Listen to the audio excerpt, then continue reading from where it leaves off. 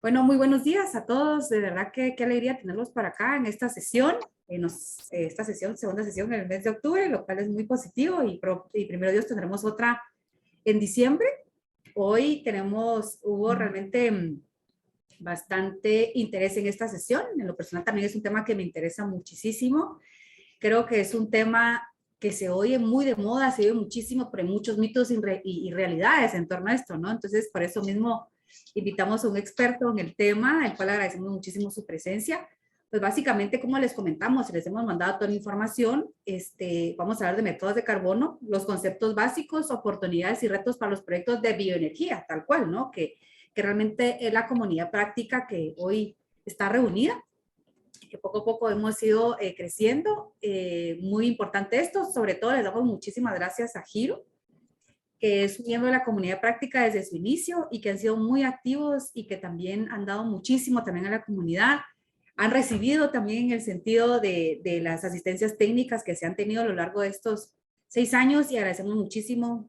Javier creo que está acá, Javier Castellanos, usted no veo si está Cristian Colindres, no lo veo todavía, pero muchísimas gracias por este espacio, ¿no? Y tal vez para las personas que se conectan por primera vez, les quiero contar un poquito, tal vez que no son miembros de la comunidad de práctica bioenergía, pues somos una comunidad de práctica de bioenergía de la plataforma Let's Lac, que tiene 6 años de actividad.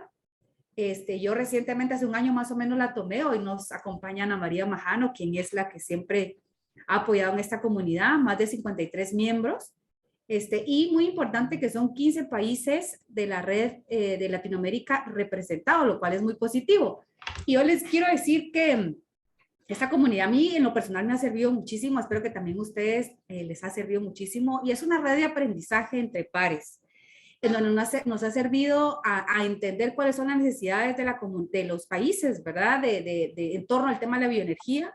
Pareciera que la bioenergía es un tema como que muy antiguo, es muy antiguo, por supuesto, pero hay mucho desconocimiento en torno, ¿no? Las aplicaciones, del potencial que pueda tener.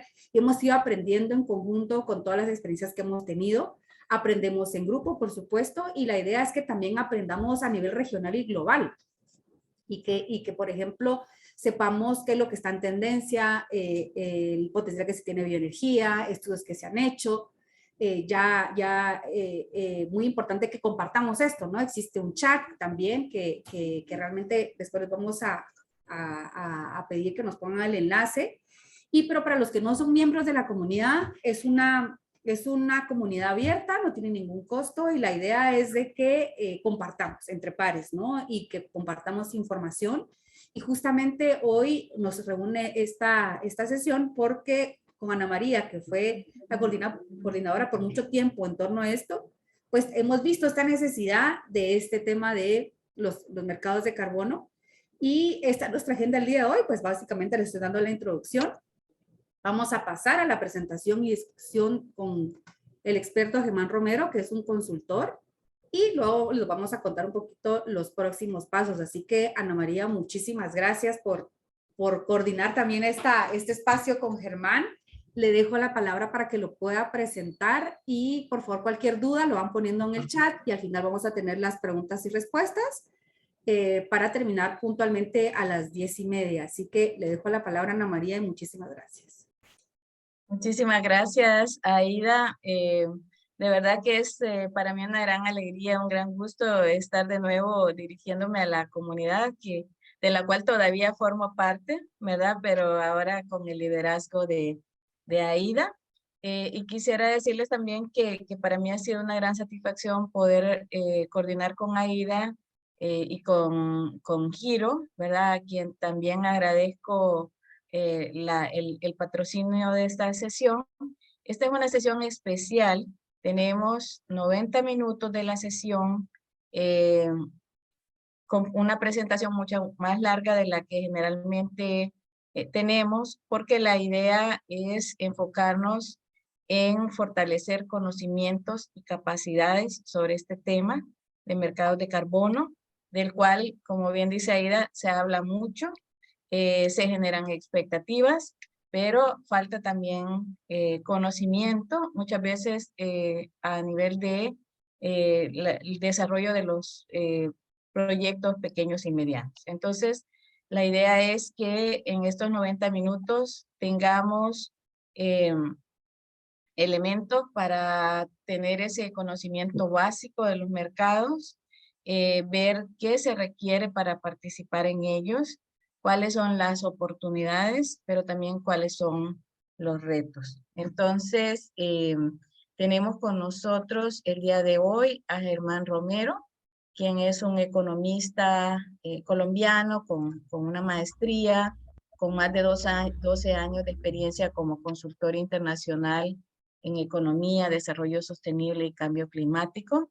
Él ha trabajado con el Banco Mundial, el Programa de las Naciones Unidas para el Medio Ambiente, Banco Interamericano de Desarrollo, el Departamento Nacional de Planeación y el Ministerio de Hacienda y Crédito Público en Colombia, y ha formado parte del equipo negociador de Colombia en finanzas y mercados en pues las negociaciones de la Convención Marco de Cambio Climático. Es coautor de publicaciones relacionadas con impuesto al carbono en Colombia, impactos económicos del cambio climático, mercados de carbono, transición energética y vulnerabilidad económica, y recientemente fue nombrado por el presidente de Colombia como comisionado experto, miembro de la Comisión de Estudio para la Promoción y Desarrollo de los Mercados de Carbono en Colombia. Entonces tenemos, como ustedes pueden ver, una persona con la formación académica, la experiencia, el conocimiento actualizado que nos pueda guiar por este panorama. Entiendo, Germán, que vas a ir deteniéndote para que la gente pueda preguntar en diferentes momentos, pero les pedimos que si tienen alguna pregunta o comentario, lo pueden poner por favor en el chat y se las vamos a trasladar a Germán. Así que Germán, adelante. Muchas gracias de nuevo por acompañarnos hoy y estamos aquí como muy ansiosos de actualizar nuestros conocimientos en este tema. Muy bien, muchas gracias. Disculpen que tal vez mire hacia dos lados, pero las pantallas a veces me incomodan. Quiero estar seguro que estemos viendo mi pantalla. Sí, pero te dan un modo presentación. Miro las dos al mismo tiempo. Entonces algo está pasando. Un segundo. Tal vez así. Listo, Ahora sí. perfecto. Ahora sí. Perfecto, pues muy bien, muchas gracias. Un gusto, como siempre, estar acompañándolos en estas comunidades de práctica, que creo que son muy importantes divulgar y avanzar con todo el conocimiento que tenemos. Voy a poner esto aquí para poder verlos hacia la cámara. Y pues bueno, muy bien. Entonces hoy vamos a tener un espacio para hablar un poco sobre los mercados de carbono. ¿Qué son? ¿Cómo es que funcionan? ¿Cómo se relacionan con los proyectos de energía? Por supuesto, dos reglas, y es simplemente si tienen alguna pregunta pueden interrumpir en cualquier momento, levantar la mano. Y pues sí me gustaría un poco conocer algunas de las impresiones, tal vez al final lo podemos hacer. Entonces, lo primero que vamos a hablar es de los impactos del cambio climático. Y creo que no me voy a detener mucho en explicar y en tratar de explicar los efectos de la temperatura y del cambio climático en la economía, en la naturaleza, en los temas sociales, pero sí me parece muy importante que veamos cuáles son los efectos en el cambio climático y en el bienestar de los hogares y cómo finalmente esto empieza a cuantificarse y a generar un costo que vamos a usar más adelante para el establecimiento de precios al mercado y corregir esta externalidad. Entonces, lo primero que vemos es que en general, si hay un aumento en la temperatura por encima de los 2 grados en particular, lo que vemos es que hay una disminución porcentual en la pérdida de bienestar de los hogares. ¿Eso quiere decir? ¿Cómo interpretamos eso?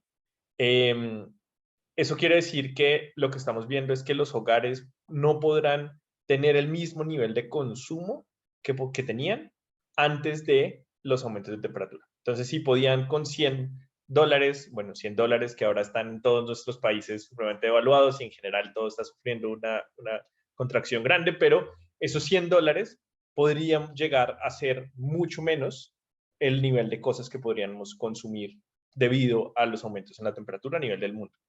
Esa incertidumbre es muy grande y lo vemos también acá en la traducción del ingreso y los posibles efectos en estos ingresos per cápita por hogar, y estos son los ingresos que pueden cambiar a nivel de los cambios de temperatura.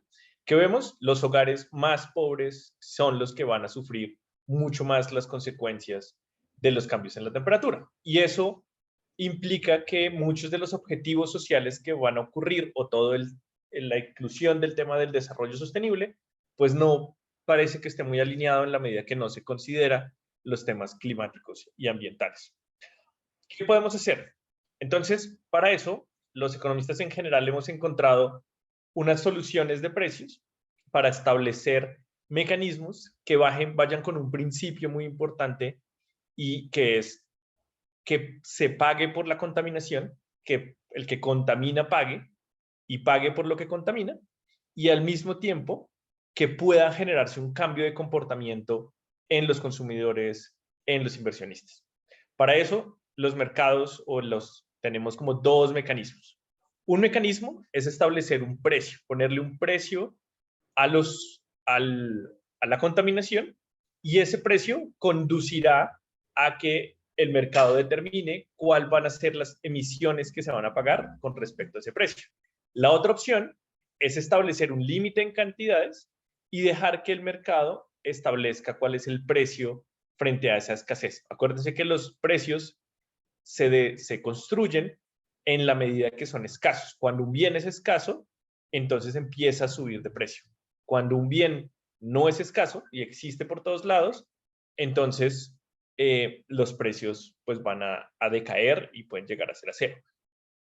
¿Qué pasa con la contaminación? La contaminación no es un bien escaso, nadie me está cobrando por ella, no tengo restricciones, por lo tanto el valor de la contaminación en este momento es cero. Si ponemos una restricción y decimos que generamos una escasez o una falsa escasez en la posibilidad de contaminar, inmediatamente pues va a subir el precio y por lo tanto alguien está dispuesto a pagar por hacer ese ejercicio. Y eso es lo que vamos a ver en estos dos espacios: cómo entramos a los precios de carbono, y dentro de los impuestos y el sistema de comercio, pues hay una gama gigante de al menos 10 mecanismos que llamamos hoy en día mercados de carbono, que no vamos a explicar, pero nos vamos a concentrar como en algunos pocos. Entonces, es muy importante, como les digo, si tienen preguntas, hacerlas para que podamos fluir.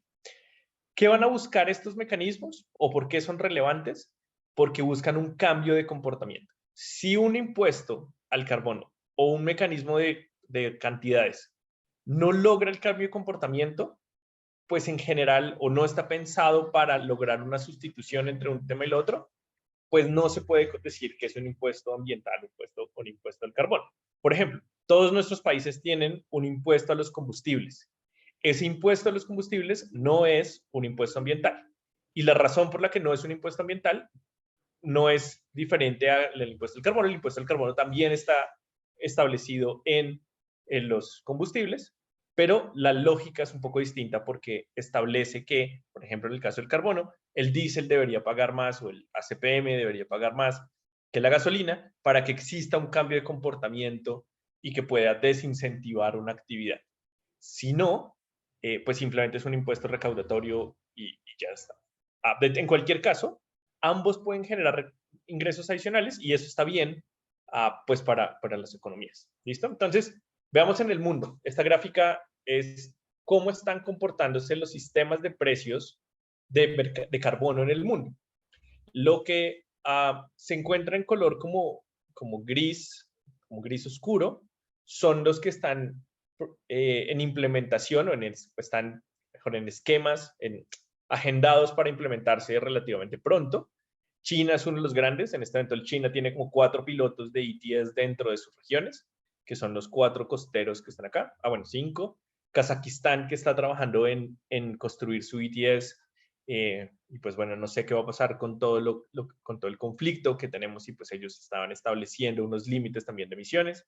La Unión Europea, que tiene consolidado el EU ETS, este es el de acá.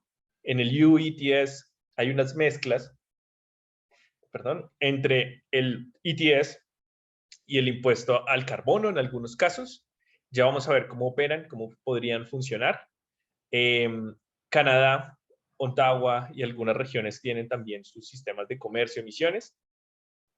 Colombia pues estableció un impuesto al carbono, Argentina y Chile tienen impuestos al carbono, junto con México, Colombia y Chile, e incluso Perú a veces lo está discutiendo. Está la posibilidad de existir un mercado también conjunto, pero ya vamos a corregir. Y pues Sudáfrica, que tiene un impuesto al carbono, y también lo estaba pensando. Entonces miren que los mecanismos de ponerle precio a la contaminación no son nuevos, existen y están, digamos, se están desarrollando mucho más en todos los países. África y Arabia son las únicas grandes regiones a que hace falta, un poco Centroamérica, pero ya, digamos, estamos viendo que hay una evolución mucho más considerable en los sistemas de precios y de mercados. ¿Cuáles son los precios que existen o cuánto vale una tonelada de CO2? Pues hay de todo. Hay desde los países como Suiza y Suecia y Liechtenstein, que tienen precios por encima de los $100 la tonelada de CO2.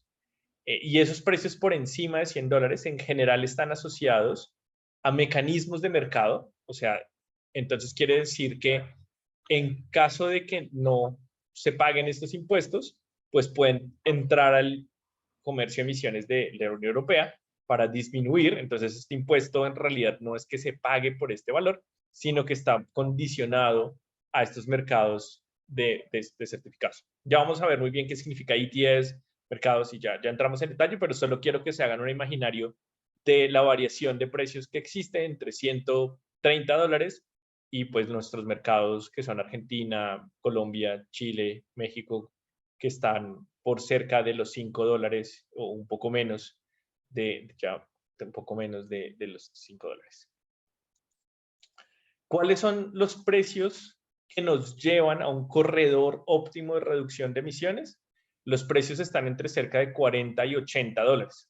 Es decir, lo que se están diciendo es que los precios que deberían existir tienen que estar en este corredor para que estén alineados con los objetivos de CO2. Sin embargo, ustedes deben recordar que pues muchos de estos impuestos al carbono lo que hacen es subirle los precios a los combustibles y eso a su vez pues trae unas implicaciones importantes en el desarrollo. Por eso decimos que, perdón, acá, de quién paga los impuestos de los precios, y en general lo que estamos viendo es que buena parte de quienes están pagando el impuesto al carbono pues se concentra en empresas que son intensivas en el uso de energía, que a su vez pues van a generar aumentos en los precios. Por ejemplo, en temas de alimentación, en temas de transporte que está por acá, en temas de maquinaria y equipamiento, los manufactureros, y por lo tanto eso genera un aumento en precios. O sea, lo que se busca es justamente aumentar los precios para que aquello que sea costoso,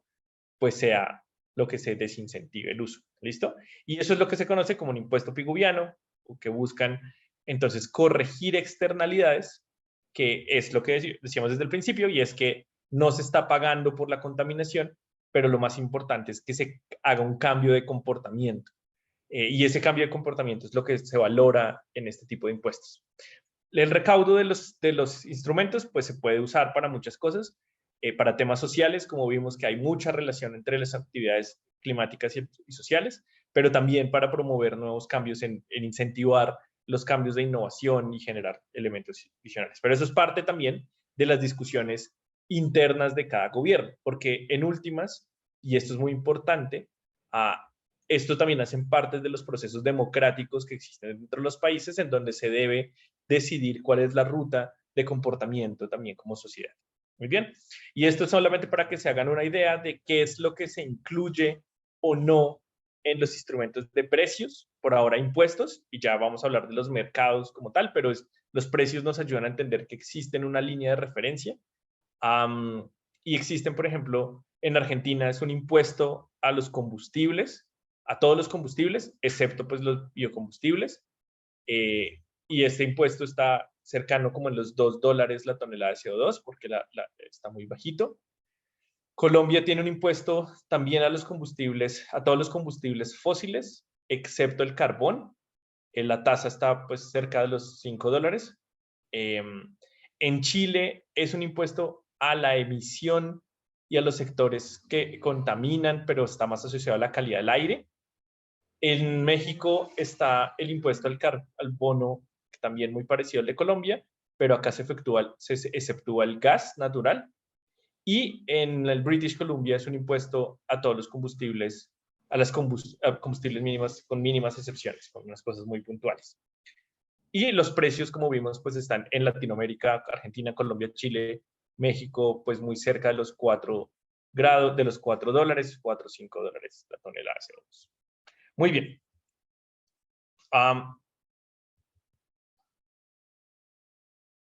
Sí, y alguien puso en el chat, efectivamente, que efectivamente en Colombia el gas natural también está excepto en la práctica, y eso es parte de lo que está discutiendo.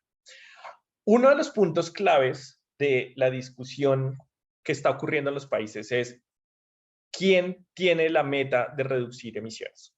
Acuérdense que los mercados funcionan porque, por un lado, hay alguien que quiere y necesita algo, y por el otro hay alguien que se lo ofrece y está dispuesto a hacerlo. Entonces, primera cosa que tenemos que tener presente, cuando los países entraron al Acuerdo de París con esto que se llamaban los Intended National Contribution Determination, y es las contribuciones nacionalmente determinadas, pero las intenciones de hacerlo en ese momento, quería decir que todos los países tienen una meta, que se diferencia a los procesos que existían en Kioto, en donde solamente los países anexo 1 tenían una meta y los demás eran exportadores. Ahora, con los acuerdos de París, lo que estamos diciendo es que todos los países tenemos una obligación y por lo tanto todos los países vamos a necesitar reducir emisiones, así como también podemos ofrecer la reducción de emisiones. Y entonces la pregunta que sigue es como, pero si son los países los que tienen las metas, ¿cómo hacemos para bajar la escala de esa meta hacia las empresas para que ellos puedan entrar para puedan contribuir y comercializar? Y eso es lo que se va a conocer como parte del mercado voluntario o el impuesto al carbono. Entonces, para aclarar un montón de conceptos que creo que va a ser muy importante, cuando hablamos de el impuesto al carbono, cuando hablamos del mercado de carbono, estamos hablando de 3 cosas al tiempo, que es importante diferenciar y vamos a ver que son conceptos y mercados diferentes. Y esto se parece un poco a lo que dice Hausman, y es, aunque las papas chips y los chips se parezcan en el nombre, en realidad el proceso de producir papas chips, papas de paquete y chips, microchips, pues es muy distinto. Y eso mismo pasa acá. Los mercados voluntarios de carbono, los mercados obligatorios y los mercados diferentes de carbono, aunque suenen todos que estamos hablando de lo mismo, en realidad son 3 mercados distintos. Entonces, el mercado voluntario de carbono, se comercializa voluntariamente las reducciones de emisiones de carbono.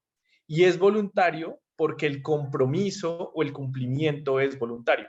Se usa en particular para establecer metas de reducción de emisiones que son voluntarias para las empresas, en temas de ESG, en temas de responsabilidad ambiental, que son netamente impuestas, autoimpuestas, y que existe una señal de cumplimiento por parte de las empresas. Pero ahí no necesariamente es una obligación de cumplimiento, no hay una restricción formal, no hay un mecanismo más fuerte.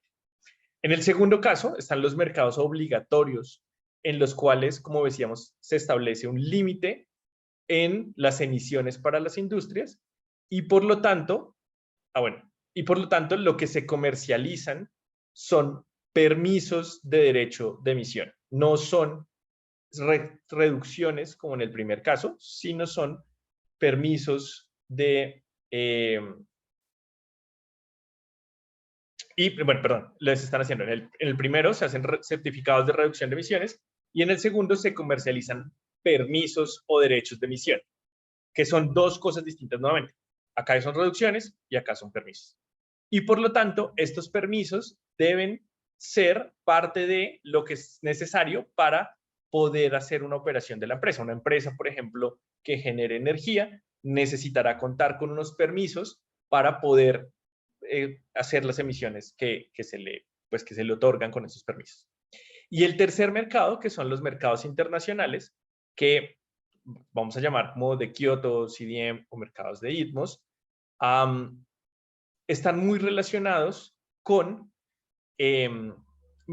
esquemas que pueden ir relacionados hacia transferencias. De hecho, en el primer caso, los CDMs, que eran los mecanismos de desarrollo limpio, lo que buscaban era hacer que cumplieran las metas que estaban otorgadas en el Acuerdo de Kioto. Con las NDCs, con el Acuerdo de París, dejamos de hablar de estas cosas y vamos a hablar de los ITMOS. Y los ITMOS es una forma de transferir reducciones de emisiones para el cumplimiento de las NDCs entre países. Entonces, miren que son tres cosas distintas, y voy a volver al ejemplo de la papa, y perdón por lo básico, y es la papa y la papa frita y las papas en chips. Si bien suenan a papa, cada una tiene un valor y cada una tiene un mercado diferente. Acá es igual, y solo para ya dejarlo súper claro, el mercado voluntario lo que ofrecen son certificados de reducción de emisiones, los mercados obligatorios establecen permisos y obligaciones, y los mercados internacionales estamos hablando de transferencias de reducción de emisiones. ¿Listo? Entonces, vamos a ver al mercado voluntario y creo que hay unas preguntas en el chat, ¿cierto? Entonces, si Sí, quieren, hagamos una pausa acá y las vamos hay respondiendo una pregunta rápidamente para que ir es luego sobre escogiendo. los impuestos, que como ya estamos entrando en el mercado y nos vamos a concentrar en el mercado, creo que sería bueno que la respondas. Y hay otra de Adrián Sandí sobre los ITMOS, si solo se comercializan entre países, pero entiendo que eso lo vas a tratar después. Pero sí me Sí, gustaría hacerte la pregunta de Oscar sobre los impuestos, ¿verdad? Dice, ¿cómo es el esquema de transferencia de este impuesto de carbono? Por ejemplo, es decir, ¿quién lo paga? Porque el combustible en el caso colombiano está subsidiado. Entonces, al poner el impuesto, el usuario no paga ese impuesto, pero las empresas no van a asumir únicamente este costo. ¿O cómo funciona? muy O bien. sí, ¿cómo funciona? Muy bien, esa es una pregunta interesante y un poco lo que tenemos que tener presente es que esto lo que está buscando, este tipo de impuestos, es una distorsión de los precios. Es decir, si hay dos cosas que valen lo mismo, yo buscaría escoger la más barata. Por eso el cambio de comportamiento. Si hay dos tipos de generación de energía, y voy a decir cualquier cosa por ahora, o asuman que es gas y gasolina, y ambos valen $100, ¿cuál escogerían? Entonces, para saber cuál escogerían, lo que uno puede hacer es subir el precio del uno a partir de impuestos o reducirle el puesto del otro a través de excepciones tributarias e incentivos para que los precios finales cambien. ¿Quiénes son los que van a asumir parte de los precios? Los consumidores finales. Y eso es lo que se busca. Y es que en general cuando algo es más costoso, se deje de usar para responderlo, para que haya un desincentivo al uso. Si quieren el caso colombiano, los vemos al final para no perdernos en el hilo, pero la idea conceptual es poder entonces llevar el precio a un cambio de comportamiento para que haga ese diferencial de precios. Muy bien. Entonces, vamos al mercado voluntario y vamos a entender cómo funciona el mercado voluntario. Entonces, la primera pregunta es, ¿quiénes demandan, quiénes son los que necesitan los certificados de reducción de emisiones? Y entonces, los certificados de reducción de emisiones se usan para tres cosas. Para temas, hay algunos que se usan de temas de cumplimiento. Ay, no, se me ha perdido esto. Cumplimiento, y ya vamos a ver, como por ejemplo en el caso de Colombia, donde se puede usar para descontar o para no causar el impuesto, como un offset. Se pueden usar para los esquemas sectoriales de CORSIA. Se pueden usar, por ejemplo, para el cumplimiento de metas en el marco de las Convenciones Nacional de las Naciones Unidas, en el marco de la Convención. Pero sobre todo, se ve una motivación voluntaria muy grande asociada a los temas de responsabilidad social, a la compensación indebida de la huella de carbono, y ustedes oyen que la compensación voluntaria pues es muy importante a la hora de reducir las emisiones. esta es la versión doméstica y hay una versión internacional, pero en general las empresas pueden hacerlo desde su lado doméstico, desde su lado internacional. Lo mismo ocurre, por ejemplo, en el lado del cumplimiento. Se puede usar los certificados para compensar el impuesto colombiano y reducir sus emisiones, o se pueden usar en el esquema de CORSIA, que el esquema de CORSIA, pues ustedes lo conocen, es el que está relacionado con la aviación, con cómo la aviación puede hacer una reducción de emisiones. Y si ustedes lo recuerdan, ese sector dice, pues los cambios tecnológicos, pues para el sector de aviación es muy largo, muy demorado y requieren muchísimas inversiones, pero están comprometidos a hacer. Entonces, por lo tanto, dicen, permítanos entrar al mercado voluntario para compensar estas emisiones y de alguna manera, pues, seguir alineados con estos objetivos climáticos. ¿Quiénes son? Esto es por el lado de la demanda. Pero por el lado de la oferta, lo interesante también es quiénes son los que ofrecen estos mercados, quiénes son los que ofrecen estos certificados. Y entonces, ¿qué es lo que se vende? Entonces, lo que se vende son plantaciones, pues, las reducciones efectivas, y acá hay un error, perdón, y que se venden que se están relacionados con proyectos en plantaciones forestales, en biogás, en plantaciones de energía, en aspectos relacionados con residuos. Ya vamos a ver ahorita las normas técnicas que están asociadas. Y en general siguen un proceso de revisión de tercera parte, como Gold Standard, como BCS, como CDM, como BERRA, bueno, hay muchos, en los cuales lo que se hace es garantizar que este proceso pues tenga ciertas características que son deseadas y que hayan muchos ojos para velar por la transparencia de estos mecanismos.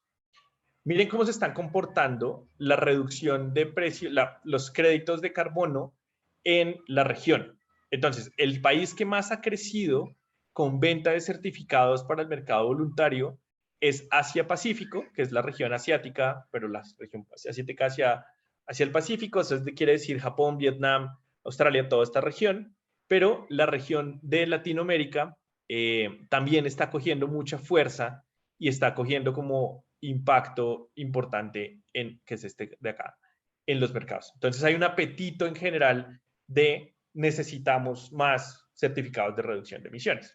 ¿Y en dónde se están concentrando eso? Pues miren simplemente para poner una cifra, y es que desde el 2017 a lo que se vendió en el 2021, pues fue, o el 2020, que fue el pico más alto, pues estamos casi que duplicando el número de certificados en el mercado voluntario. Eso quiere decir que hay un apetito muy grande por este tipo de certificados. ¿En dónde se están concentrando estos apetitos? Pues muchos, este color naranja son los proyectos RED, es decir, los proyectos de reducción de emisiones o de reforestación evitada.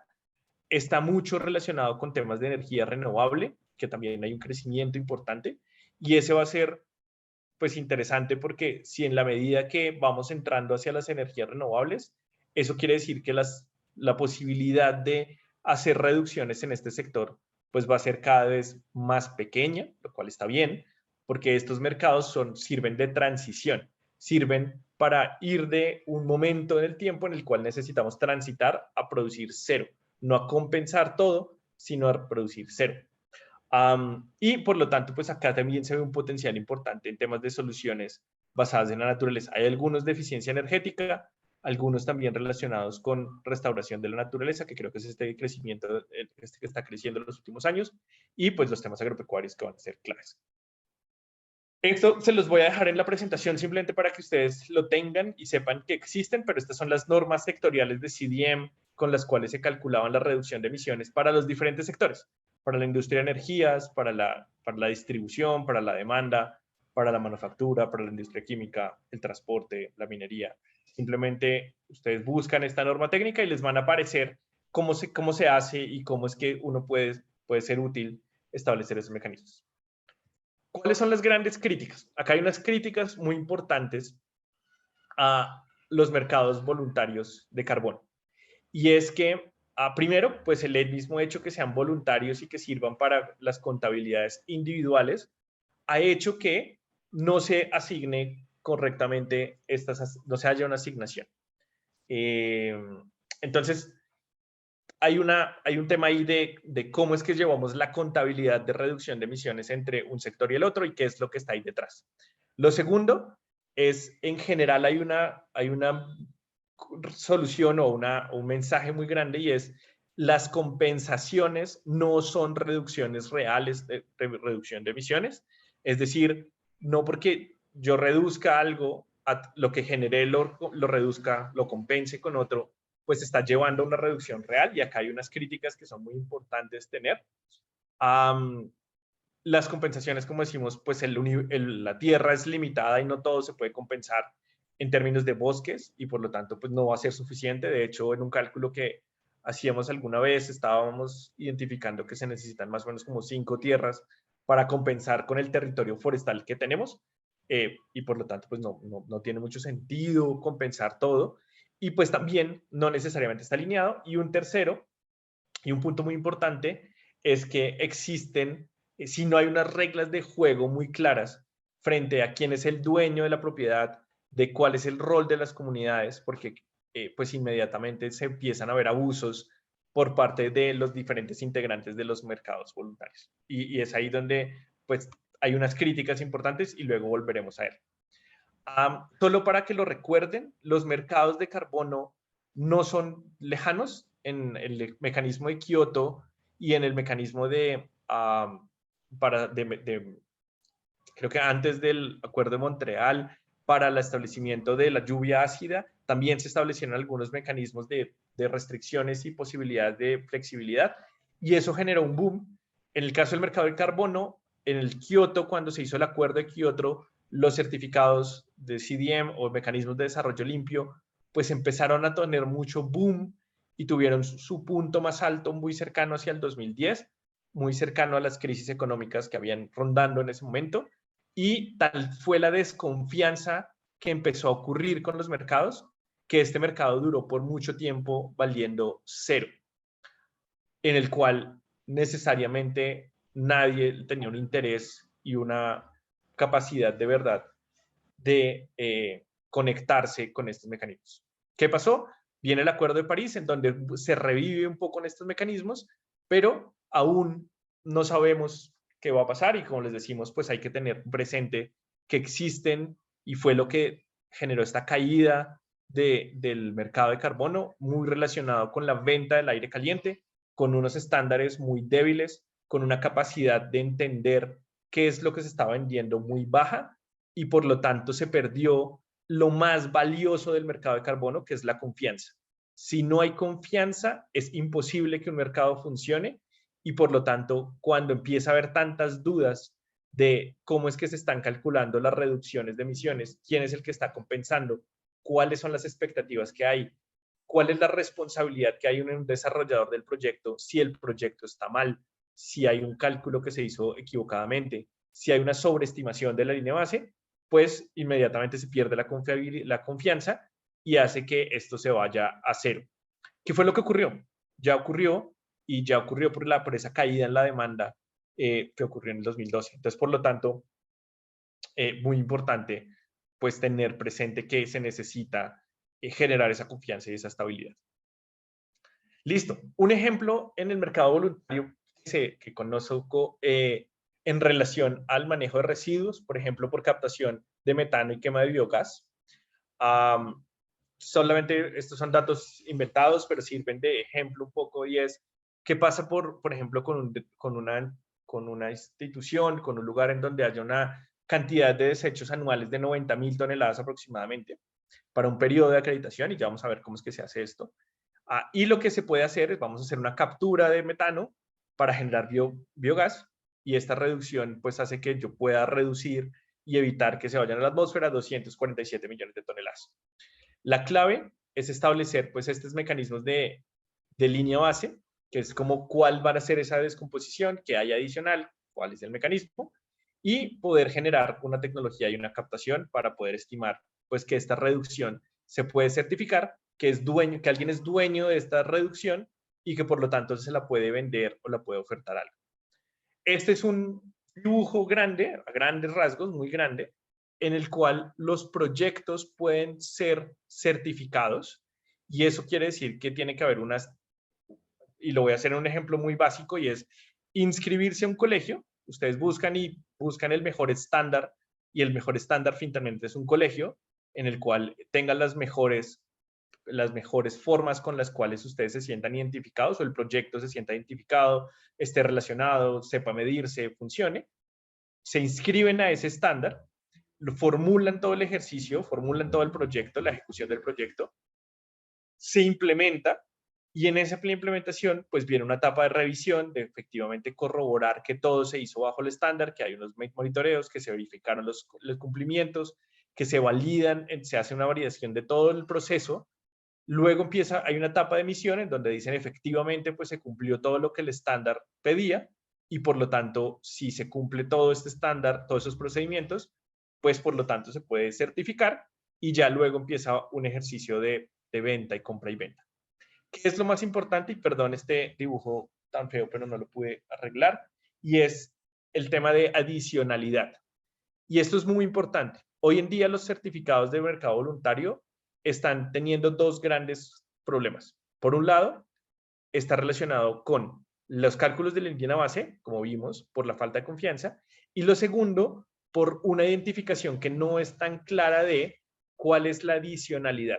Esto en el Acuerdo de París aún está en el libro de reglas del Acuerdo de París, no está tan claro qué es ser adicional, pero uno de los temas que se ha discutido mucho sobre qué es adicional es, por ejemplo, una compensación ambiental que se hace para la solicitud de una licencia y vender los certificados por la restauración del río que se hizo, pues no es un proyecto adicional, porque eso ya es algo que tengo la obligación de hacerlo para el cumplimiento de la compensación. Entonces, por lo tanto, ese tipo de certificados, ese tipo de proyectos no podrían ser certificados. Hay otras interpretaciones. Algunos de los proyectos de los certificadores interpretan la adicionalidad como un tema financiero, que a mí personalmente me parece un error. Otros lo están interpretando mucho más fuerte y exigente, y es como aquellas cosas que no están incluidas en la NDC y por lo tanto son adicionales, pero la NDC en general no tiene el detalle suficiente para saber si esto es adicional o no. Entonces, ahí hay muchas preguntas sobre qué es y qué no es la adicionalidad, pero de todas maneras, ese tiene que ser un requisito y tiene que ser uno de los elementos básicos para el cumplimiento de los proyectos. Si más adelante empiezan a hacerse una evaluación de los proyectos y la calidad y no se encuentra o no es muy claro la adicionalidad, la responsabilidad va a caer en buena medida sobre pues, quien desarrolló y quien hizo el proyecto en su conjunto. Listo, aquí terminamos el mercado voluntario. Sí. No sé si hacemos un par de preguntas. Tenemos un par de comentarios. Creo que Adrián tiene unas preguntas. Adrián, ¿puedes abrir tu micrófono? Hola, buenos días. Germán, gracias por la exposición y el tiempo que estás tomando para esto. Muchas gracias. Germán, la pregunta que tengo, y es por una visión, yo estoy dentro, bueno, he estado mucho tiempo en el tema de los biogestores y los últimos años he estado como implementador y verificador de la 14.064 parte 1 y la norma nacional de carbono neutralidad en Costa Rica. Y entonces estoy en los dos mundos. Entonces mi pregunta es la siguiente, rápidamente, con el tema del mercado voluntario. En los biogestores, un proyecto ya existente para que por rentabilidad y otras cosas, presentar que un proyecto siga vigente, porque puede ser que un proyecto se caiga, el biogestor existe hace 5 o 10 años, no sé lo que exista, y presentar, usted habla de adicionalidad, pero yo me quedo pensando, ¿qué pasa si ese proyecto se cae porque ya no es rentable para la organización? Pero si se le encuentra un costo, un ingreso adicional para evitar emisiones, si ese proyecto se cae, esos residuos vuelven a tratarse por métodos que van a generar otra vez metano. Entonces, yo no sé si puedo justificar a través de proyectos de gestión existentes la adicionalidad, pero por emisiones futuras que no van a ocurrir si el proyecto logramos que sea rentable y se mantenga en el tiempo. No para proyectos, yo entiendo la adicionalidad, obviamente, del proyecto antes si no existiera y cuál sería la trayectoria si no hubiera existido el proyecto. Todo eso lo tengo claro, pero en proyectos existentes, más bien pienso en las emisiones que van a evitar a futuro si el proyecto sigue existiendo. Estoy hablando desde la gestión de residuos en los biogestores, ¿verdad? Entonces, por ahí va mi pregunta, y ya que terminaste el tema de mercados voluntarios. Gracias, Adrián. Me gustaría, Germán, escuchar también la pregunta de Jonathan y si alguien más tiene. Por favor, Jonathan Calderón, si puede apagar su micrófono porque no estamos escuchando. Gracias. Jonathan Sánchez. Sí, hola, Germán. Gusto saludarte. Tengo una pregunta específica con esto que todavía me atañe y es, ¿qué pasó con las adicionalidades que antes estaban medidas por MDL? MDL antes tenía unos tipos de adicionalidad, first of its kind, adicionalidad económica, adicionalidad social. Entiendo que obviamente el tema de adicionalidades es bien complejo porque, pues digamos, tú lo dijiste, decir qué es NS y qué no es NS es complicado y sobre todo por un nivel de detalle muy bajo y mucho es aspiracional frente a las medidas logrables técnicamente, pero pongo un ejemplo específico, si digamos en agricultura queremos hacer una implementación de optimización de trapiches paneleros que pueden tener incluso biogás, decimos 8.000 o 4.000 intervenciones, ¿cómo sé que la 4.001 o soy la 4.001 para ser adicional y poder transar esto en el mercado? Y eso es súper complicado. Gracias. Adelante, Germán. Muy bien, pues esas dos preguntas están muy relacionadas y están muy relacionadas por dos cosas. Uno, en el cálculo de la línea base. Adrián pues dice, oiga, es que yo creo que puedo justificar el tema de el establecer el biogestor porque en mi línea base, en el business as usual, este proyecto se puede caer. Y justificar eso va a ser complejo. O sea, la verdad, creo que es muy complicado. Hay que evaluar bien el certificado en el cual va a entrar, pero en general lo que se hace es establecer una comparación frente a un escenario lo más factible posible, que ese es el cálculo del business as usual. Entonces, por lo tanto, yo no lo veo tan claro porque no se ve, digamos, no sería tan evidente que el proyecto genere primero una cosa adicional frente a lo que ya existe y lo segundo, pues que sea por un riesgo como de fuga o leakage que pueda existir y de hecho ese es parte de lo que se calcula dentro de los mismos mecanismos de reducción de emisiones. Entonces, un poco para decir que no estoy muy seguro, pero eso es parte de lo que podría evaluar con el certificador, con la descripción de ese certificador y más que usted conoce la norma técnica que podría ser importante. Y frente a la pregunta, Jonathan, lo que está ocurriendo en el mercado voluntario es que la adicionalidad se está concentrando en un aspecto financiero. Muchos de los certificadores dicen, bueno, como no habían recursos y ahora un tercero lo quiere poner, entonces ya es adicional. Y se crea toda una contabilidad y se crea todo un balance para establecer que eso sí genera una condición adicional, o un poco como lo que veníamos discutiendo con la anterior pregunta de Ariel, pero la discusión es como en el mercado voluntario, que aún no hay una contabilidad certera y que esto sirve para los temas de la NS, pues más o menos está pasando, pero le están poniendo muchas restricciones a los mercados futuros. Y sobre todo porque se espera que esto sea de los componentes que se resuelvan ahorita en estas discusiones del cuerpo colegiado de mercados, donde ya hayan unas reglas mucho más claras de cómo medir los temas de adicionalidad.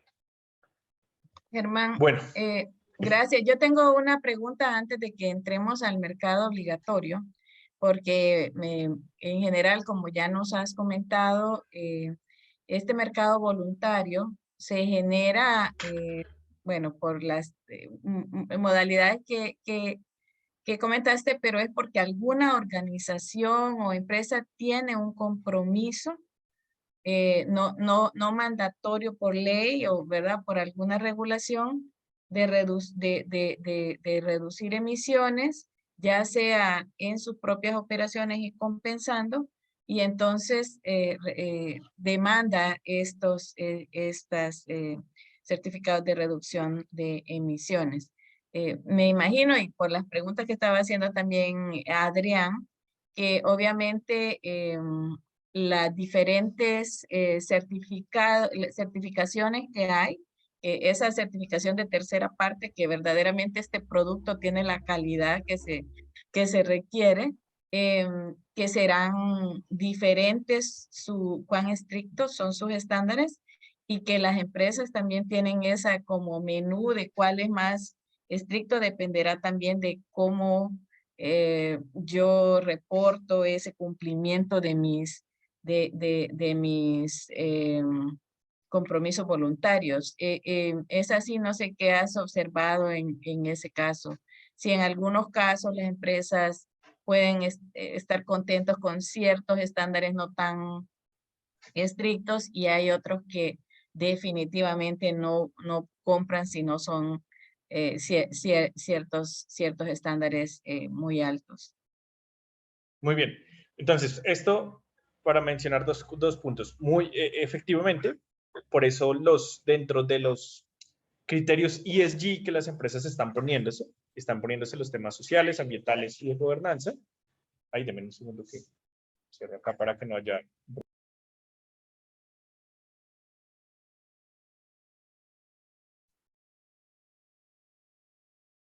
Hola. Se fue. Hola, hola. Es Germán que apagó su micrófono, Germán. Sí, Germán. Creo que quería cambiar ¿Aló? la... Ya, Hola, creo que Germán. ya ahora sí. Listo. ¿Sí me escuchan? Sí.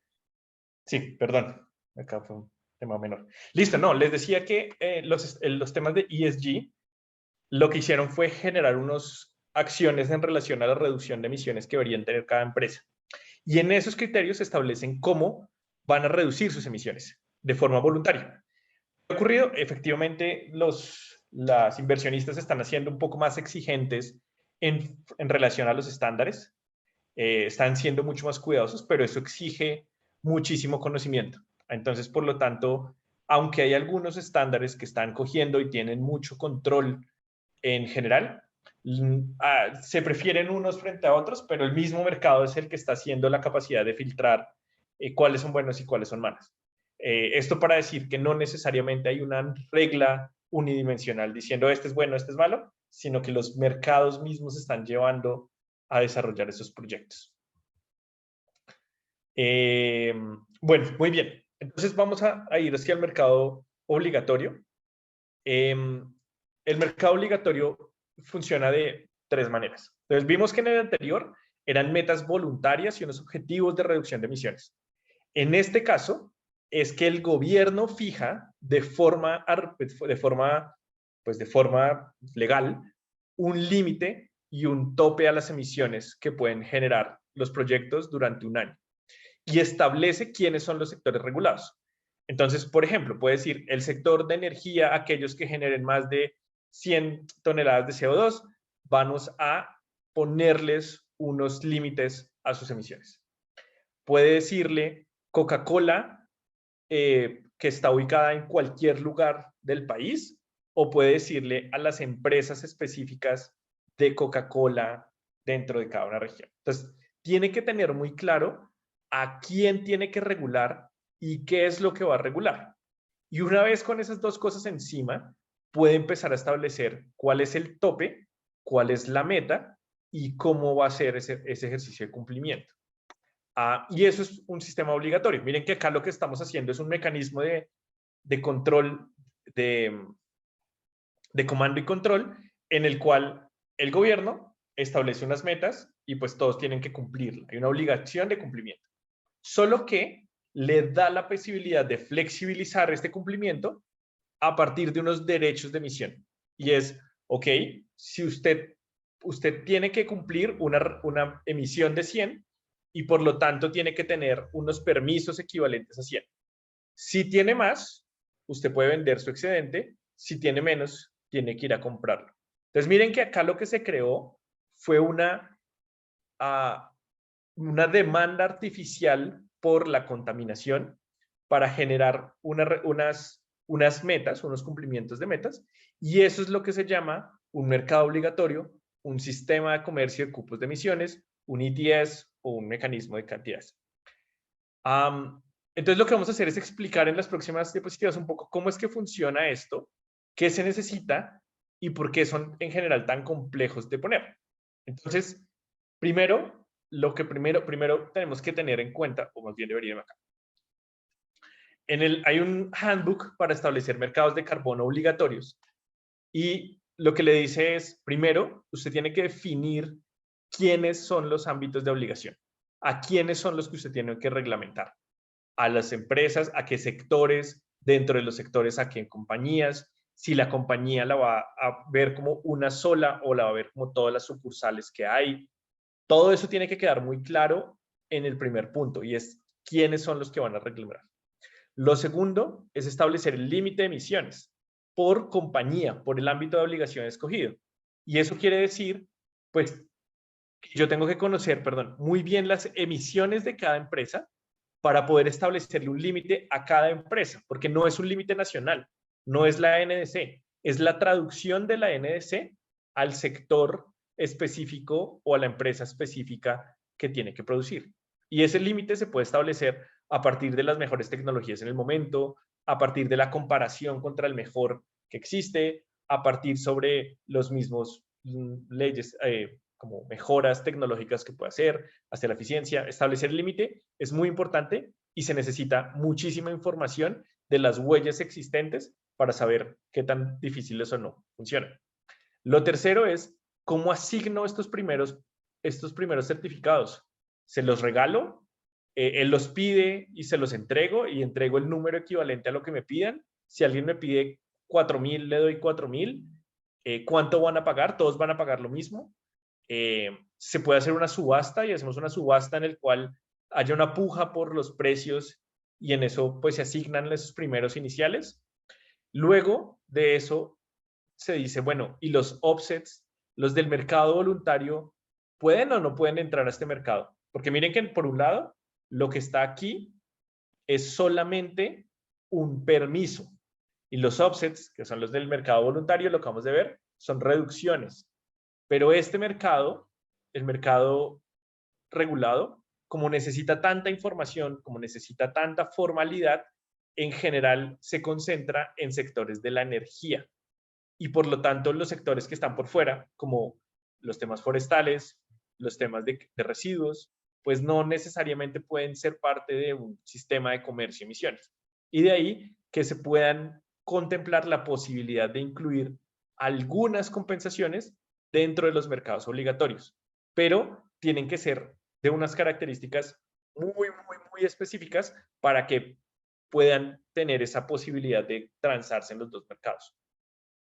Lo siguiente, que también es muy importante, es en relación a, por ejemplo, la flexibilidad temporal. Y es, estos certificados, estos permisos, ¿tienen fecha de vencimiento? Si no tienen fecha de vencimiento, yo puedo acumularlos todos para subirle el precio.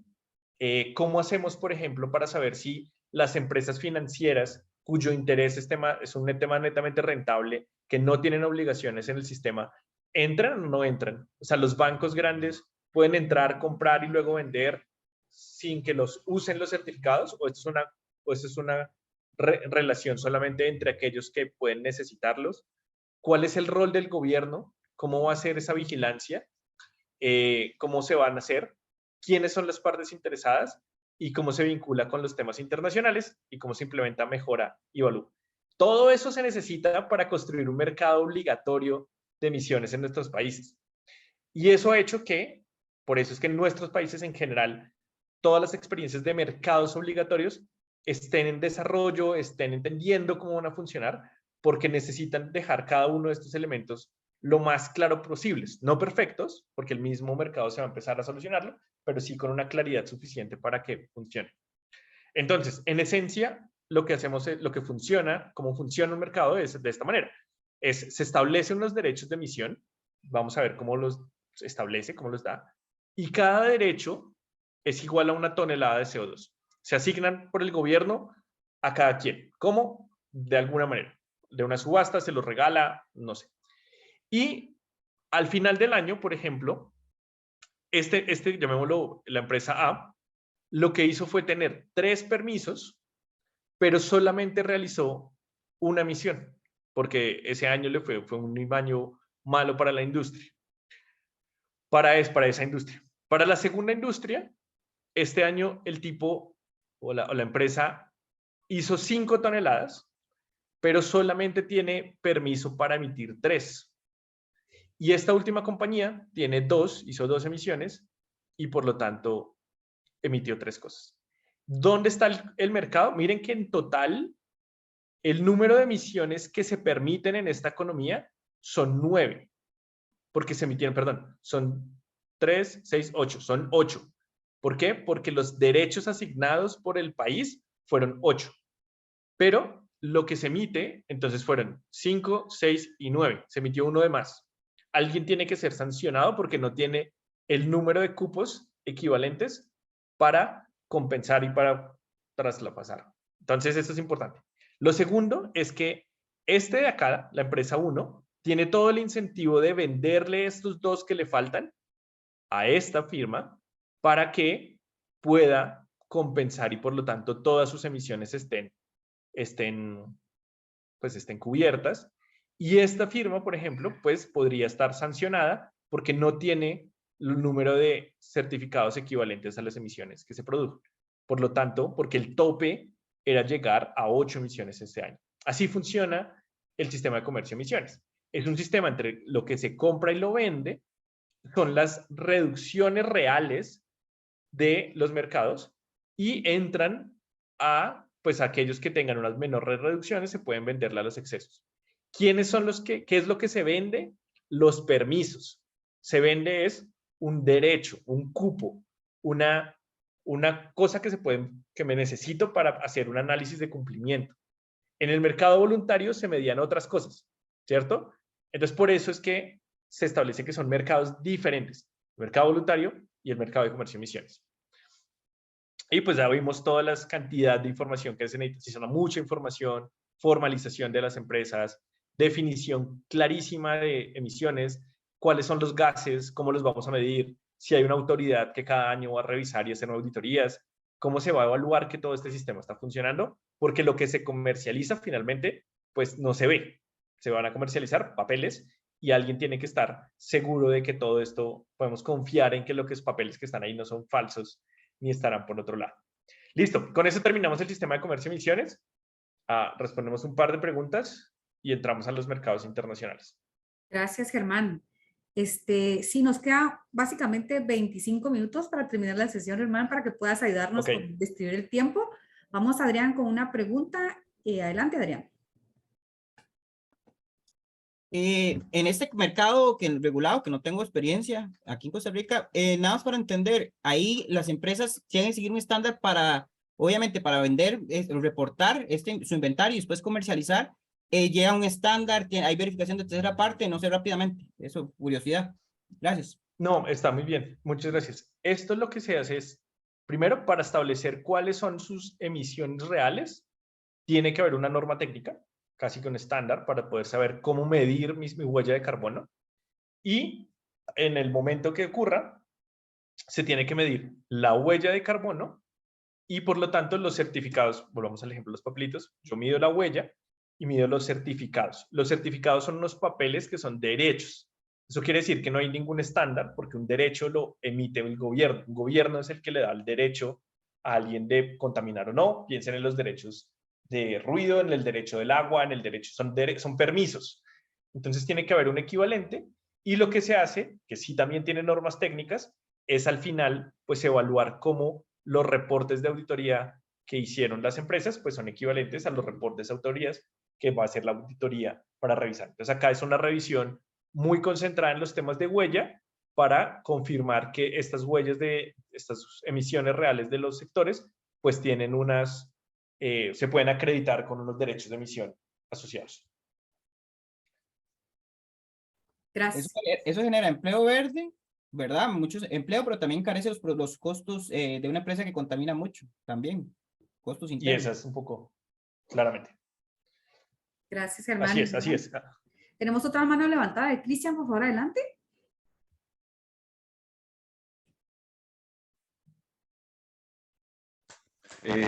Hola, buenas tardes.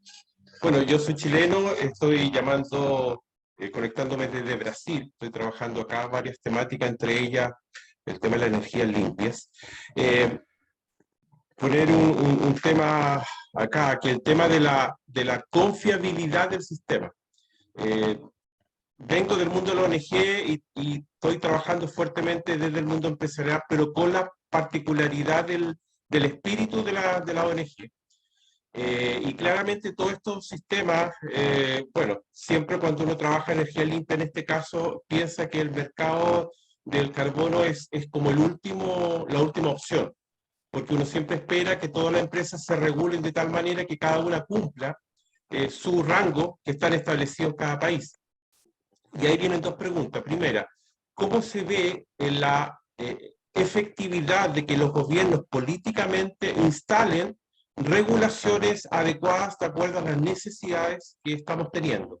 Esa es la primera pregunta. ¿Cómo se visualiza desde Colombia, desde diferentes situaciones esta temática? Acá en Brasil es todo un enredo todavía. Está todo, ustedes saben lo que pasa con la Amazonas, todo lo que es el tema de la nueva política, que viene un nuevo gobierno ahora, el domingo se elige un nuevo gobierno.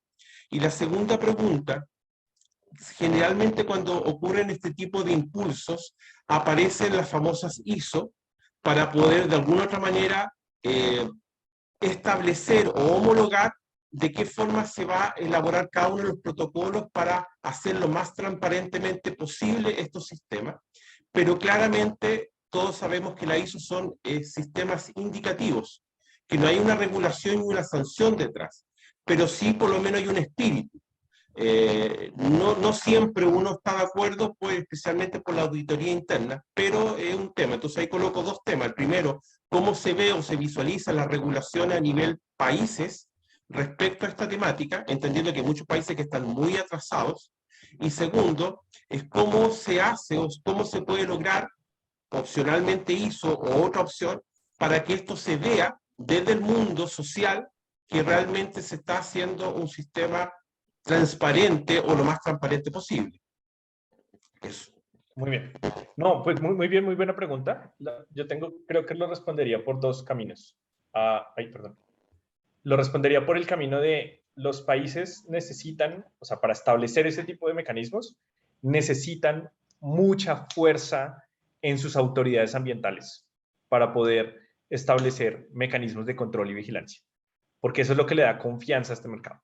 Si las autoridades ambientales no son lo suficientemente fuertes con sus empresas, es muy difícil que un sistema de comercio de emisiones funcione, porque necesitan verificar, ir, establecer, medir muchísima información que, pues, si no existe, no está. Y lo segundo, entonces, creo que a nivel político hay un interés, pero a nivel de institucionalidad para responder a ese interés, todavía no hay match. Y tercero, creo que el tema de las ISOs, pues efectivamente también es importante porque eso estandariza y ayuda a que por lo menos sepan cuál es el proceso, pero nuevamente se necesita una autoridad ambiental o una autoridad que valide que ese sistema sí es, que ese ISO se puede adaptar para cada país, que es lo suficientemente fuerte, que no funciona, que otras cosas más allá de la ISO.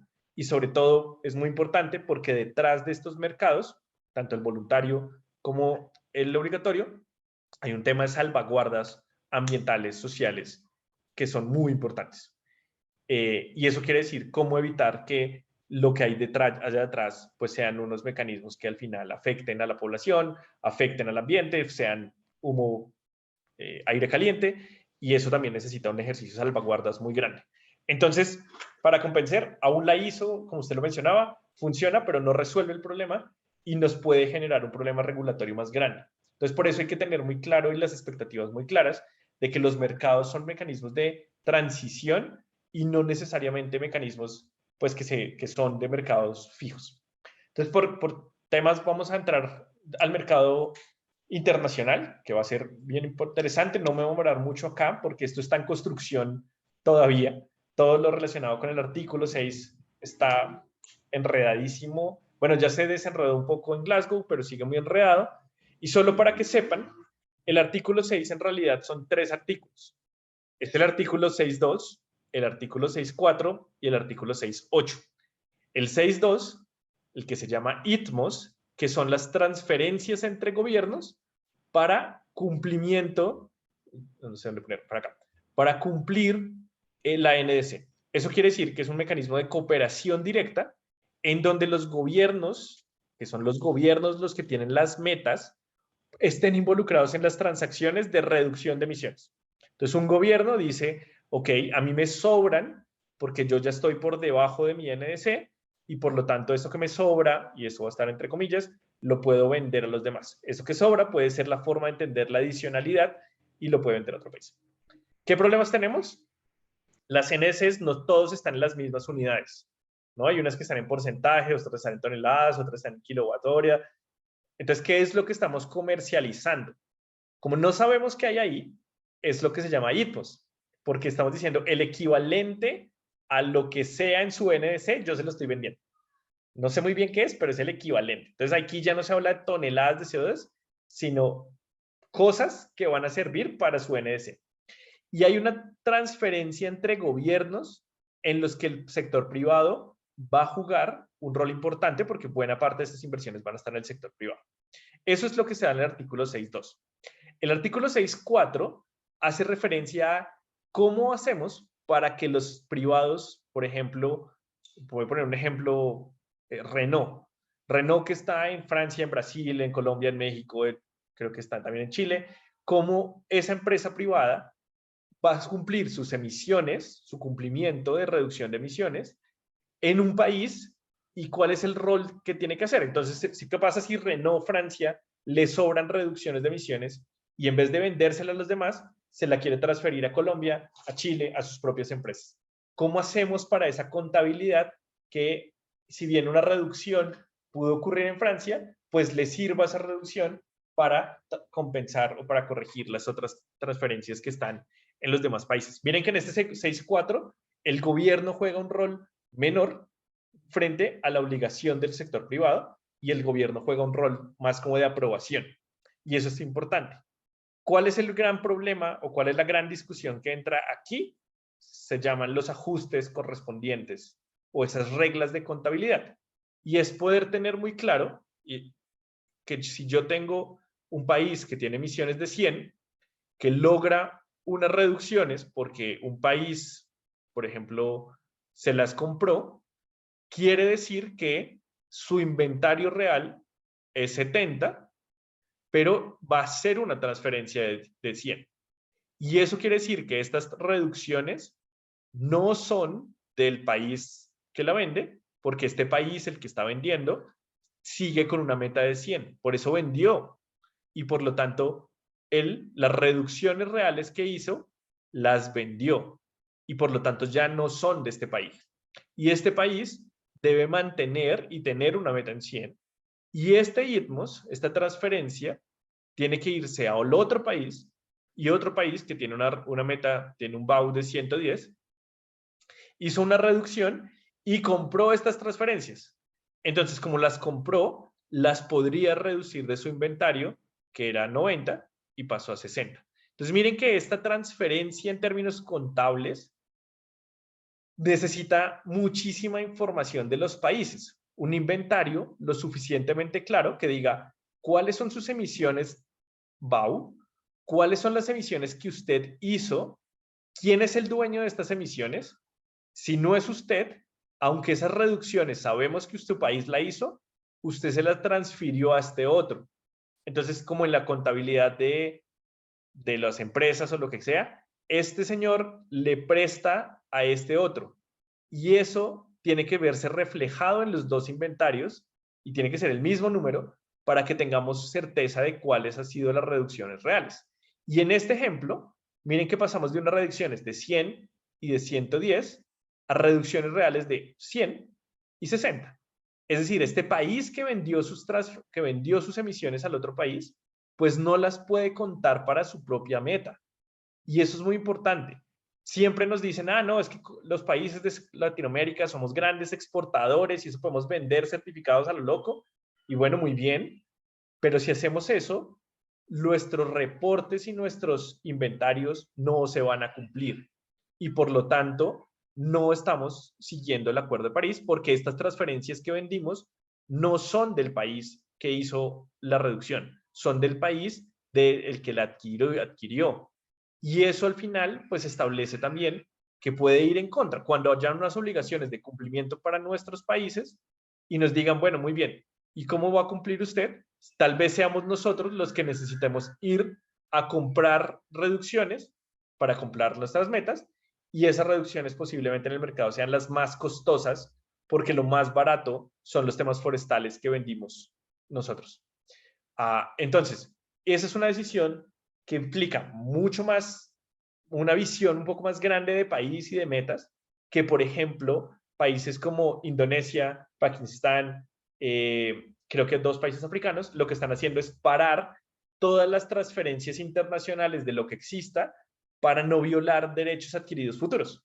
Y decir, eso nunca se vendió, porque no lo dejamos salir, porque no es un bien de exportación, porque en realidad no sabemos qué va a pasar con estas transferencias y el tema de las dobles contabilidades, porque finalmente ningún país quiere quedar como el que no hizo esa reducción de emisiones.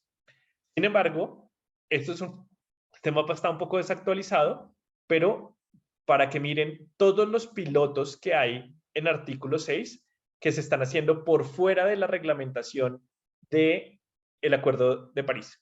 Entonces, en este momento, Perú, Chile, Colombia, Costa Rica, México, algunos ya tienen acuerdos de reducción de emisiones internacionales, de transferencia de reducción de emisiones, algunos más avanzados, otros no tan avanzados, pero ahí van, en los que pues establecen cuál va a ser los criterios de entrega para esta reducción de emisiones y por lo tanto, pues cómo vamos a cumplir nuestras metas, es algo que está ahí en el radar y que es como un elefante que todos estamos viendo, pero pues no hablamos, porque hay muchas expectativas de querer tener los beneficios de corto plazo, dado que no está reglamentado y que no hay información clara de estas transferencias. Muy bien. Listo. Con eso termino. Creo que termino bien de tiempo con las ideas básicas y generales de los mercados. Y bueno, no, pues espero que sea de utilidad para ustedes y que haya ayudado a resolverles algunas dudas de qué no es un mercado y por qué hay tanto ruido y tantas expectativas sobre lo que puede ocurrir ahí.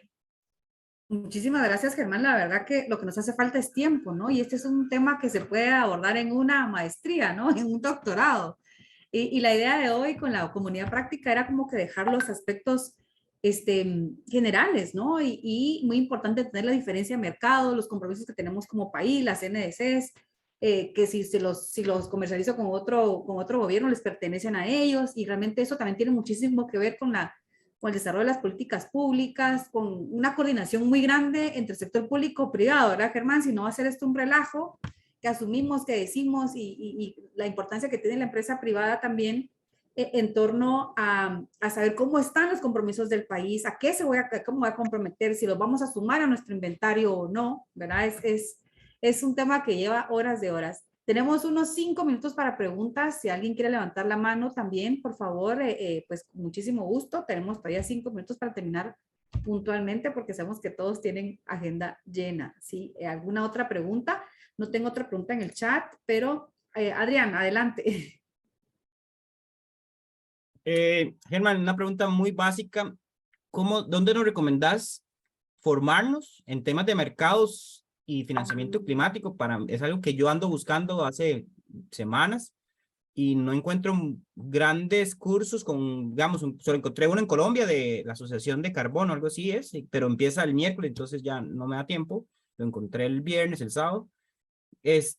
Pero ¿cuáles son opciones? Sé que hay un centro de esto de mercados en México. Estuve viendo en Spotify que están comercializados, pero ¿qué opciones hay que usted conozca que nos recomiendes para formarnos cada vez más en estos temas? Sí, hay mucho tema, mucho ruido y poca formación. Simplemente para mencionar 2, IETA y ICAP tienen unas iniciativas bien interesantes. ICAP y IETA, así como esperan, tienen 2 iniciativas de capacitaciones constantes sobre mercados regulados. ¿Podrías más que poner en el mercados chat los voluntarios. nombres? Sí, pero en general va a salir. Yo creo que también estoy de hecho montando un curso que pueda venir con la CEPAL también para estos temas. Entonces, pues sí les estaré comunicando con toda la comunidad de práctica para que estén con información completa.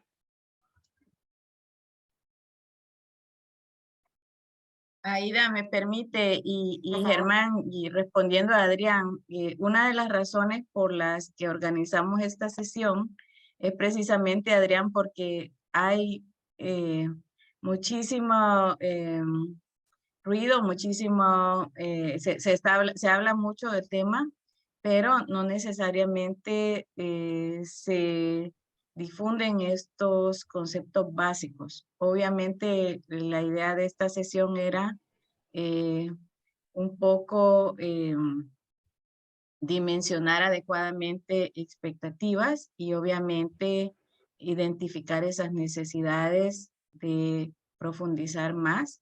Yo creo ahí, Germán, que aparte de esas formaciones, digamos, sobre los temas del diseño de los mercados, etcétera, en la región hace falta muchísimo conocimiento para las personas que desarrollan los proyectos, ¿verdad? Entonces, solo quisiera decir de parte del ETSLAC y de la coordinación de las comunidades de práctica, vamos a buscar generar también más oportunidades de formación y de asistencia técnica en estos temas para nuestras membresías.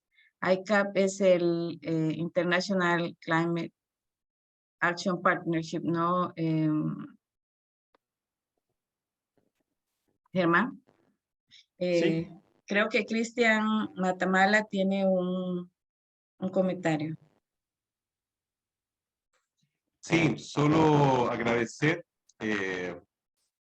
Claramente este es un tema nuevo para muchos. Algunos ya llevamos algún tiempo escuchando y hablando y conversando, pero profesionalmente es muy nuevo. Y por lo tanto la construcción del contenido y del aprendizaje es ahora. Ahora se está construyendo, de hecho, la gran mayoría. Y por eso que dentro de estas mismas temáticas hay muchas interrogantes todavía. Yo soy maestrado en educación. Y una de las cosas que me preocupa mucho es cómo insertar esto dentro de una lógica de formación para poder homologar un poco los aprendizajes y con ello también las prácticas, porque acá tiene mucho que ver un tema ético. Y disculpen por colocar este tema a nivel profesional, especialmente los que somos del área ambiental, porque también soy del área ambiental. Muchas veces se ha criticado cómo la universidad o las instituciones académicas ayudan a educar a profesionales sin mucha rango ético en la actitud profesional al momento de llevar a cabo diversos tipos de hábitos o actitudes o acciones dentro de la empresa o dentro de una institución. Y acá es muy importante eso, porque estamos hablando de transparencia, estamos hablando de validación, estamos hablando de que la sociedad está mirando este tipo de situaciones y cada vez la sociedad está más involucrada y más empoderada de este tipo de situaciones.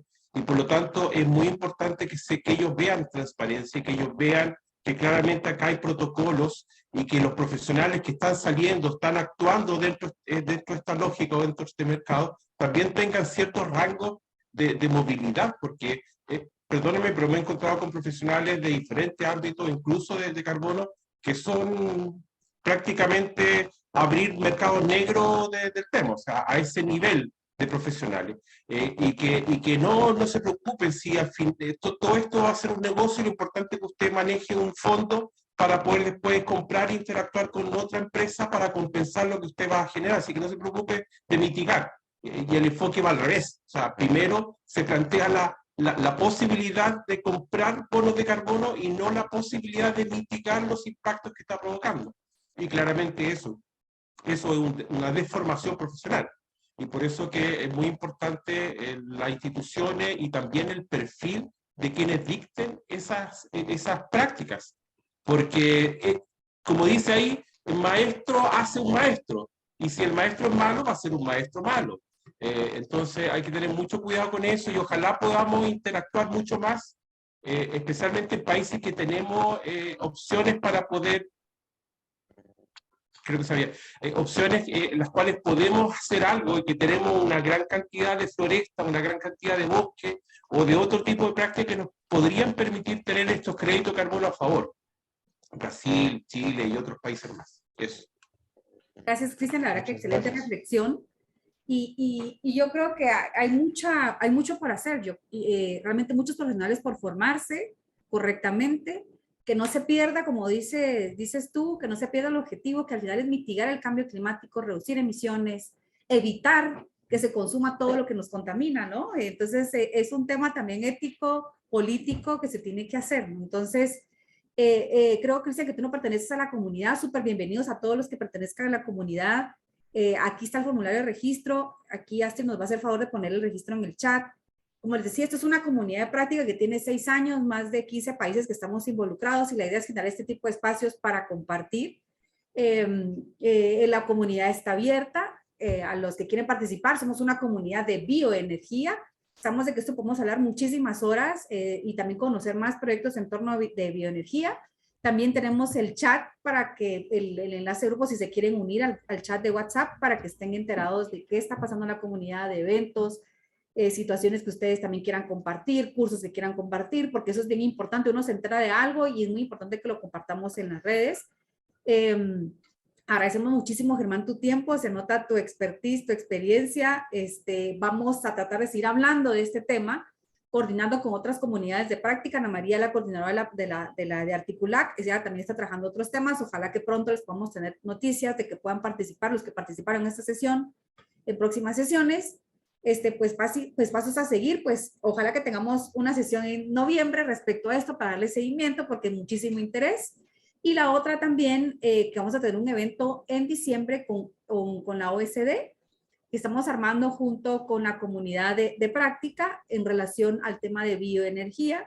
Les estaremos enviando información, igual mensualmente les estaremos enviando por WhatsApp como que la agenda noviembre-diciembre, para que podamos compartir esto y que la comunidad sea más grande y que también podamos ir avanzando en torno de la promoción de la bioenergía. Germán, te agradecemos muchísimo tu tiempo, por compartir conocimiento, porque se nota que te gusta, lo sabes, lo dominas y eres muy bueno para compartirlo, que eso es bien importante. Entonces, muchas gracias. Muchísimo, muchas Germán. Gracias Y aquí muchas a la orden, gracias a cualquier Giro cosa. también.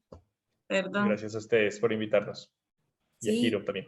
Sí, gracias a Giro, y la verdad que es un proyecto que también estaba involucrando en esto, les interesa muchísimo. Yo creo que es un proyecto que tenemos muchísimo potencial para poder aprender, así que muchísimas gracias también a Giro por este momento, y estamos en comunicación y a través del chat y a través del correo para los futuros eventos. Que pasen feliz día, feliz tarde, por donde quiera que estén.